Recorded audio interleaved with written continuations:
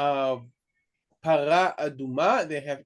The people of Israel has to bring a parah that is completely adumah. However, in modern Hebrew, when people say adum, they mean that this color that we have on screen for the word adumah, they mean that red color. Color of blood. Color of blood, right. But, different languages and different cultures have different colors. What do I mean by that? I don't mean that the physics is different, okay? Because after all, the color is physically determined by the frequency of the reflection of light and so forth as emanating from a certain object. That is the color. So you can actually measure the colors. And you know that blind people do have certain instruments that help them see color, okay, by measuring the frequency of a suit. They take out a suit or a pants or whatever they want to put it on. They have an Okay. that helps them measure it. But as far as the culture, it's different. So I think, Jean, you taught me that people that are considered to be white in the West, people that call me white, are actually called Mukiwa, right? I think you... Yeah, that's right. Right. What is Mukiwa, guys? Mukiwa is the color, the inside color of the peach. Right? Yeah, that's right. The rare peach color. That's right. Right. We're much closer. We're not to white. Color. I'm not white, right? So there are different colors for different cultures. By the way, for instance, English, I'll give you an English example. English doesn't distinguish as a different color, blue and light blue. It means it's a light version of the blue color. Anyone speaks Russian, for instance, guys?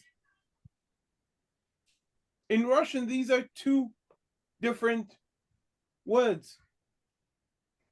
Okay? Sini and Galuboy. Okay? Different colors. Okay? Same, by the way, in Hebrew, modern Hebrew. It's not a light version of the other color. Now, what do we know about ancient languages? Okay, what do we know about the Bible? And how do we know that about the Bible? Which colors, which categories of colors did they have in the Bible? So, for instance, we've talked about the lack of distinction between blue and light blue as different colors in English. In the Bible, we don't have anything blue. That is to say, we do have things that were blue, okay? But we don't have the category. We have the techelet, but not as a category of color. Okay, we have the techelet as a material, and we know that the color of the... Do we have it? What the color? The colors in the tabernacle, the material there, is there not a blue, or is it not blue? For sure they were things that were blue. For instance, the techelet was blue, okay? And the argaman was this kind of a purple, magenta, purple, blue, that spectrum, okay? But they were not as a category of a color. As a category of color, we have probably 4 distinct categories: black, white, red, and what would be green, or shachor, lavan, adom, and yarok. Okay, now it's not that they only saw 4 colors. They were not I want to say tetrachromatic or whatever four thingful colors would be. Okay, it's not that they didn't see those colors, but they had a broader category. Okay, so yellow, if it was very pale, it was part of the category of white. If it was darker, it was maybe part of the category of green, of yarok, and so forth. Okay? It might be, by the way, that they were more subjective. That is, more this than that, and not a distinct category, but rather based on these four categories, you might have one closer to the other. I'm not getting into certain minute exceptions that can be debated. I'm just presenting the picture in general. Okay. So that's in English also with the red-headed person, their hair isn't right. That far, glowing red, scarlet, kind of more of an orangey brown. Right? Exactly. Yes. Are there any questions so far about this? Yeah, Nate, I got one. What would they call the color of the sky? So we would call the light blue color. That's the very good question. And we actually know that when describing God, okay, when describing God and his appearance, we have the verse. It says "Vetachat raglav kema'aseh livnat hasapir uch'etzem hashamayim latohar."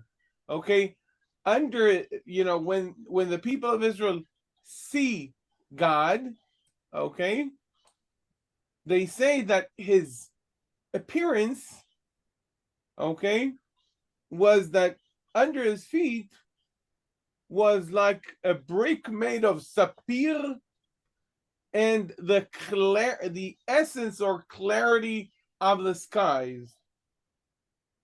Now, what is the color of the sapphire?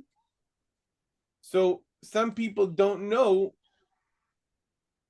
what is the sapphire because they suspect it is related to the sapphire, modern sapphire, but it's not. The biblical sapphire, as I've quoted from Exodus 24, verse 10, is actually lapis lazuli. And the lazuli, for those of you who know Italian, or azula, is blue.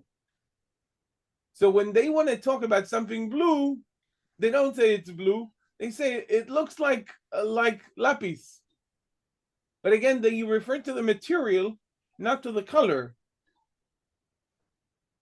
Okay, so it's not that they didn't see blue, but they didn't have a blue as a category of colors, which is beautiful, which means that when they saw the skies, they did not have the word blue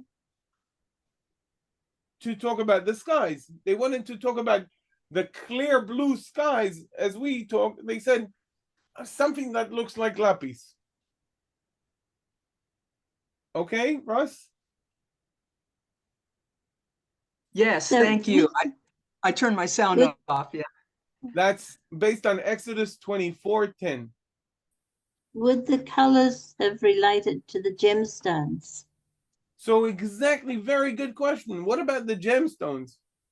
So when ancient sources describe or the colors of these gemstones, believe you me, and I'm not getting into it because we have a lot of questions, they do repeat those categories of yarok and adom. They don't have many colors to talk about these gemstones. Okay, even post-biblical sources. Okay, so that's a little bit about the gemstones. The gemstones themselves are not described by color, just as material, some of which we know better than the others. I think we've talked a little bit about gemology in the Bible. I have a book about it, and it's an interesting book.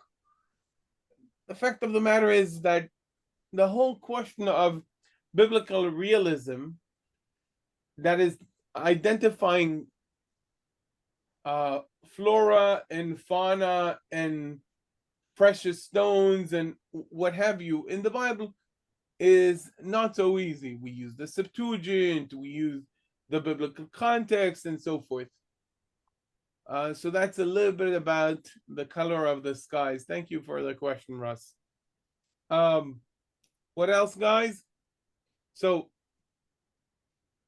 okay, moving on to the color of the red heifer. Okay, so the red heifer is not red as in bright red, as the color that teachers use to say, oh, you were wrong. Okay, it's not this red. Okay, but it's earth kind of red. What is the biblical Hebrew word for earth? Adumah. Adamah. So we have Adumah. eretz, we have Adamah also. Adumah. Why? They match the ground they're standing on. Come again? They're matching the ground that they're standing on. Right. That shows you that the Adamah here in this picture and the Parah Adumah are of the same color, the wood Adamah and the wood Adumah, related to one another. Also possibly related to the word Adam, man, and to the word dam, possibly, which, again, your blood, guys, is alongside, it's somewhere going between these two, the color of the blood. Moreover, if you leave it outside, right, when it gets oxidated, it turns a little bit brownish, right? It turns right. Yeah. So the Parah Adumah, the red heifer, is actually a brown heifer. Okay, it's not a red heifer in that sense. By the way, when people refer to some of these type of cows, they do call them red Angus or whatever. Okay.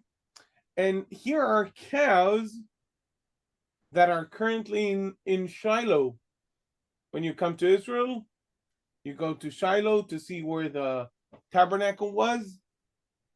Ask them to see the red heifers. I want to tell you, in the context of the war that is ongoing, there was about more than a year ago, okay, there was a convention that dealt with the laws of Parah Adumah, of red heifer and everything. 100 days into the October 7 war, both Hamas and Hezbollah went through the trouble of writing about that very small, insignificant in the Israeli, news cycle event. Both Hamas and Hezbollah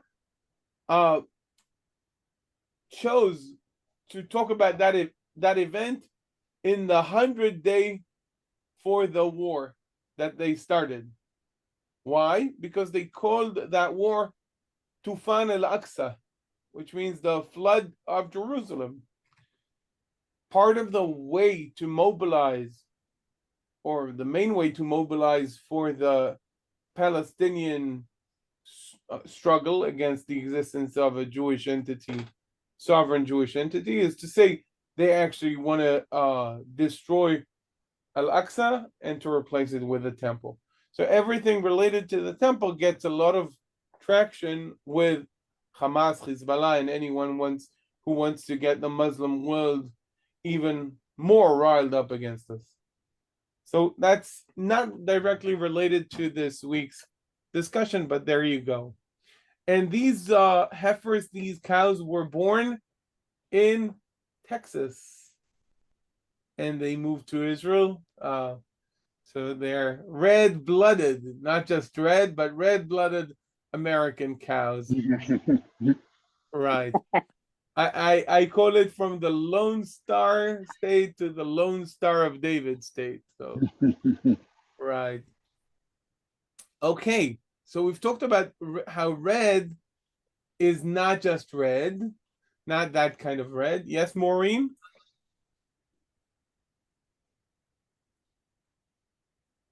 Maureen, your microphone is muted.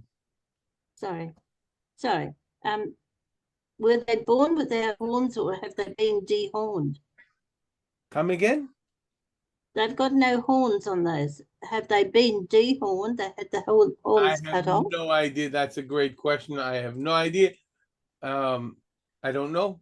I don't know enough about cows to tell you. What age do they? Netanel, aren't they female cows? Aren't they heifers? They're female. Yes, that's Yeah. But then they They're wouldn't female. have horns because they're girls. Yes, exactly. Again, I think that they when they grow up, they do have short horns, right? Yeah, some female cows do have horns. Some they just pull them. No, But cutting them would give them a blemish, wouldn't it? There are races Anyway. that do have there are cow races that do have horns, and both genders have horns with them. It's not exclusively a male Right. trait in pair hoovered animals. There are sheep races too that have horns where male and female sheep have horns. There are races where only the males have horns. And this is probably, I think this heifer kind of thing here is a race where they don't have horns, neither male nor female. Okay. I again, beats me. I don't know enough about it, but yeah. Netanel, Yes, the blemishes Yeah. on a cow, besides having a physical defect, could it also mean if it has a splotch of white in its fur that makes it have a defect? More even than that, there is a whole discussion that is okay. Now that we have said that red cow, I'm capitalizing on your question, Russ. Now that we have said that red cow actually means a brown cow. Brown cows are not that scarce. Okay, so and we know that the red heifer was something that very scarce from ancient sources, and the reason is probably what the rabbis have said, that it has to be completely in this color, not even two hairs that are not in this color. Like even if they're two black hairs, it's already not good enough to be a Parah Adumah. So this definitely a patch of white makes it not red enough or not brown enough. Don, do you have a question? Your hand is up. I do. There's you mentioned the four colors, and it brought to mind the four horses in Revelation. They are listed as and the last one is supposed to be, they say it's pale, but it's green, I believe. Is that correct? Do you see the what's on screen? I do, yes. So it's coming down the road. Okay. So, you know what's the definition of a great question? I think they're great. Yeah. So the definition of a great question, if the lecturer says that's a great question, it means he has a slide about it down the road. That's the definition of a great question. Okay. So we'll I do have an additional question, and that's in reference to people mentioned in the Bible. I think that Was Esau mentioned as a red man? Admoni. The term mentioned is Admoni. And the meaning of the word Admoni is probably not red exactly. How do I know that? Because in the Song of Songs, the wife says, Dodi tzach ve'adom, dagul mirevava. And then she says that his hair is actually black. Okay? Shechorot ka'orev. Are you with me? Black as a raven.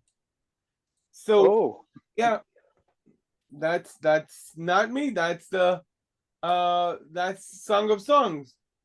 But I understood that one tribe of Israel was noted for red-headed people. Listen, listen. There are two people in the Bible that are mentioned as Admoni, both Esau and David, as you've mentioned. But the common understanding, the popular understanding of Admoni meaning redhead, is probably not substantiated enough, if I should say, because again, the verse that I've mentioned in the Song of Songs, which says that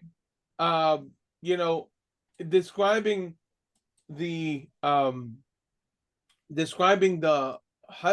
men, okay, as Admoni, and yet talking about his hair, kevutzotav taltalim shechorot ka'orev. Okay, his hair locks are black as a raven.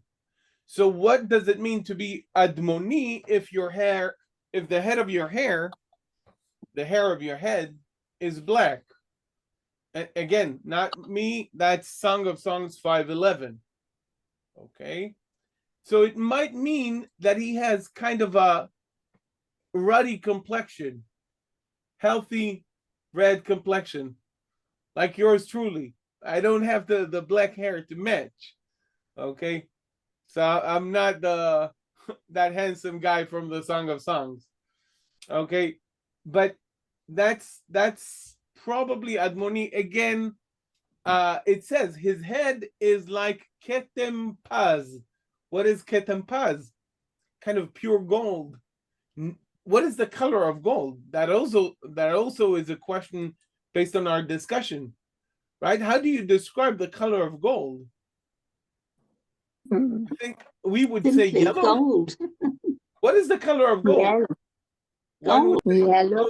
is yellow, maybe. Yellow. When the kids don't have gold in their crayons, they use kind of yellow, right? But what do you do when you don't have yellow? Which of the definitions that we've talked about are the closest to that color of gold? Red. You think red. Okay, so it really depends on the kind of specific complexion of gold. There is in ancient sources what they call red gold, and believe it or not, white gold or green gold even. One of the words that are used in the Bible for gold is yerakrak, closer to yarok. Okay, so colors in the Bible, a big discussion. I wasn't planning on having the whole discussion, but I think it's interesting. So that's that. Bill, you were saying? I was just going to clarify about the red heifer. They were bred about 30 miles from where I live, and it is a hornless breed.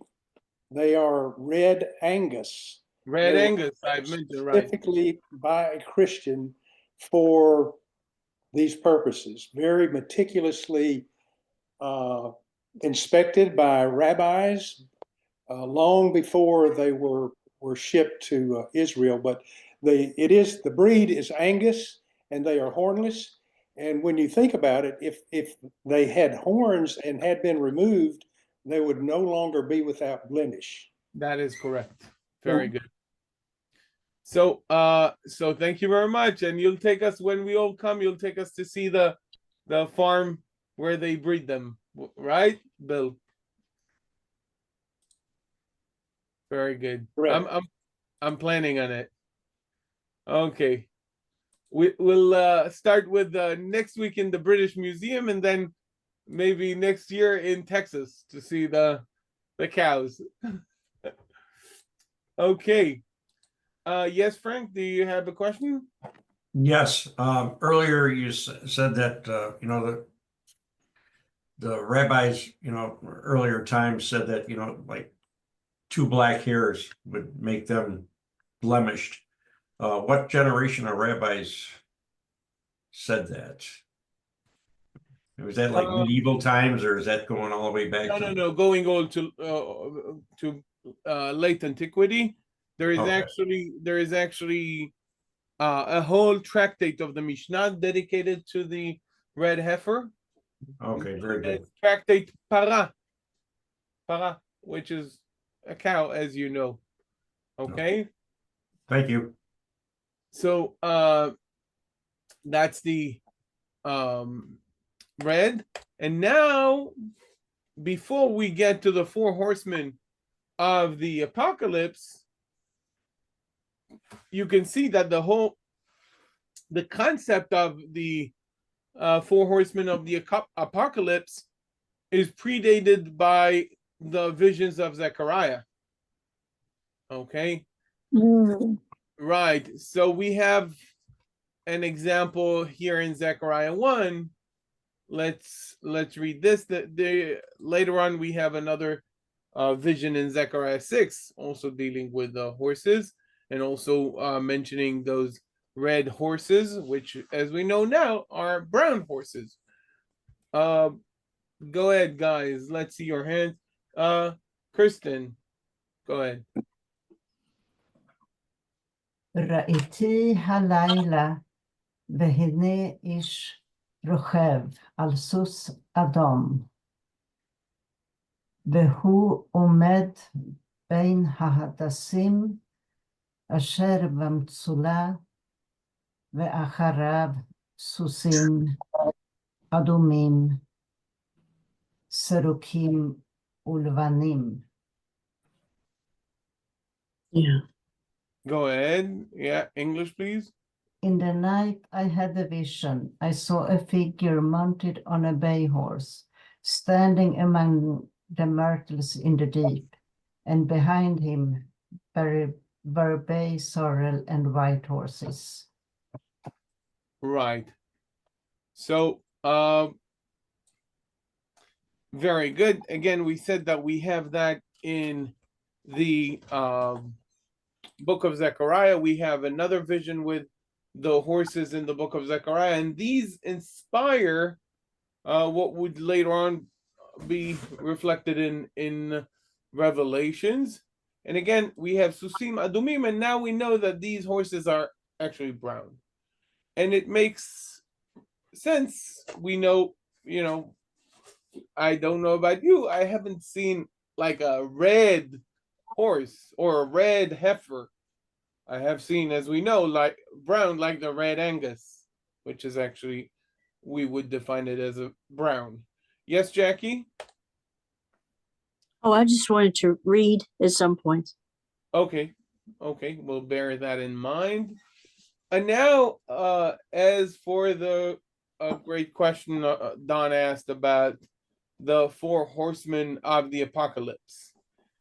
For those of you who are less familiar with the 4 horsemen of the apocalypse, they are taken from the New Testament, from the book of Revelations.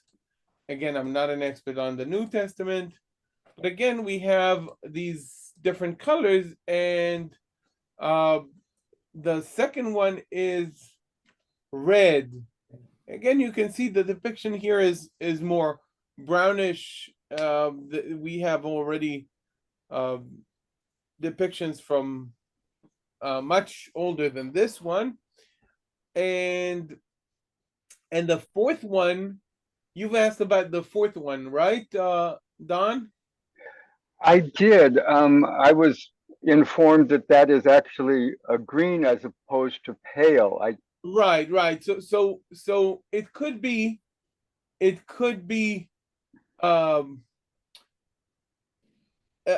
let me explain. You know the word, okay?